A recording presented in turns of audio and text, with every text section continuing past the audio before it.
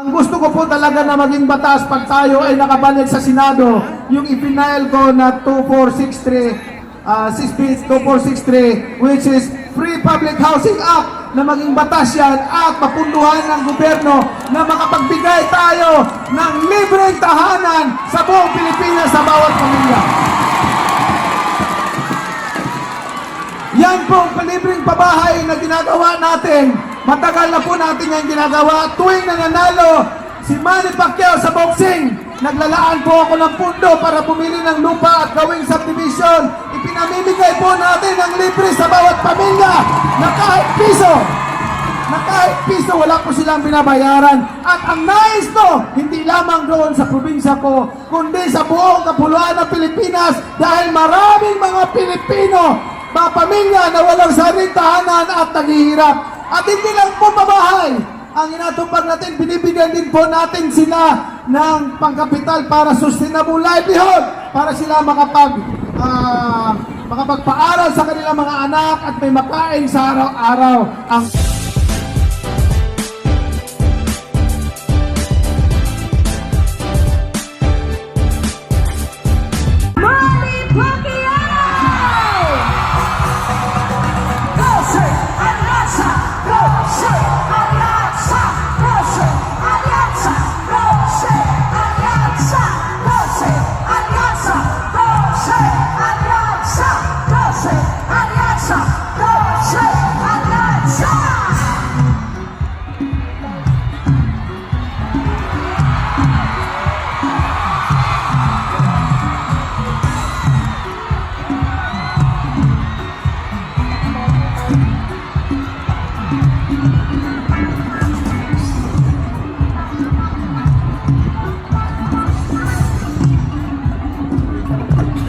isang malakas na sigaw at uli para kay Senator Manny Pacquiao!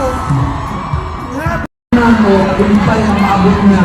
Ano mang laki ng pera ng tanggap niya, hindi niya tayo pagkulang ng pera. Bakit ko nasabi niya? Kasi ang hinihin ko, kahit ilang bilyo na ang kumatol ng pera. Sabihin na rin, bilyo na. Saan na matalikod ako? May narinig ako ng mahirap. Tulong naman. Dahil hindi ko sa titignan, inutusok ang puso ko dahil doon ako namin.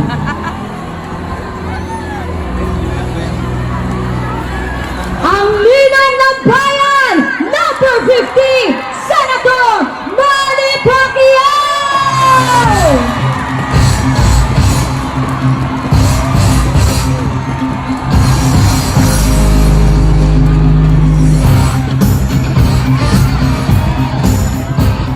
Magandang hapon po, mga kabitinyo!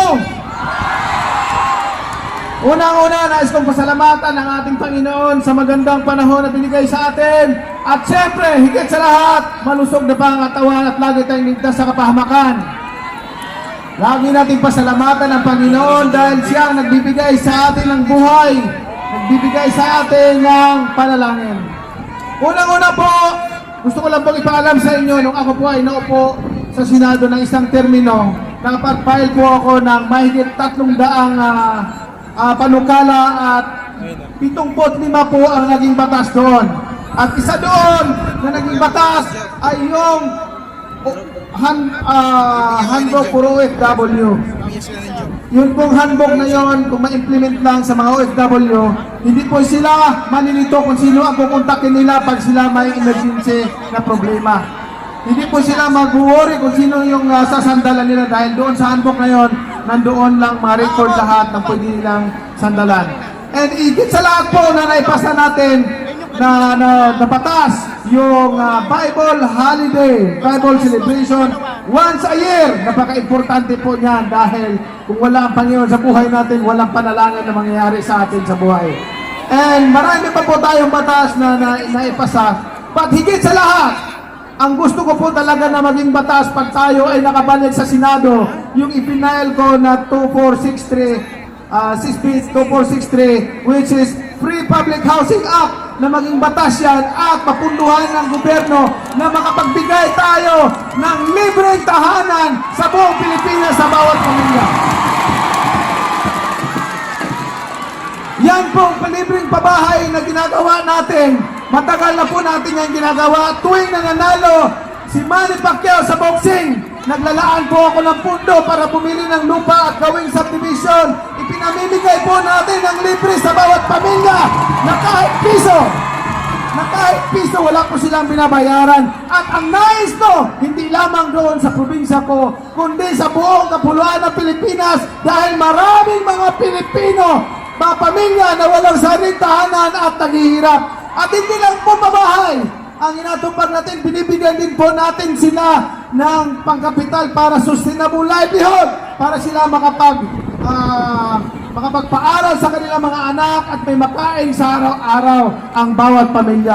Yan po ang aking adikain, yan po ang aking pangarap sa bawat pamilyang Pilipino dahil ayaw ko po na maranasan ng bawat pamilya na naghihirap yung naranasan namin sa buhay na minsan makakain, minsan hindi at tubig lang inumin namin para kami makasurvive. Yan po ang sakit sa buhay pagka wala kang makain. Yan po ang pinaka-problema at gulong-gulo ang isipan natin pag wala tayong mapakain sa pamilya natin.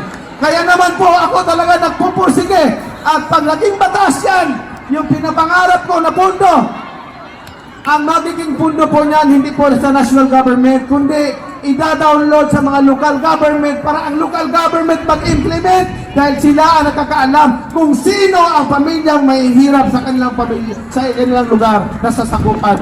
Lalong-lalo na sa ating mga barangay captain dahil sila ang mga frontliners, sa lahat ng problema sila tinatawagan ni Mayor, ni Gobernador, lahat ng mga higher position, ang mga barangay captain ang sila ang unang nag-action sa lahat ng mga problema. Kaya naman po, ang pangarap ko para sa bawat Pilipino dito sa Alyansa, walang Pilipino na may hirap na maiwan.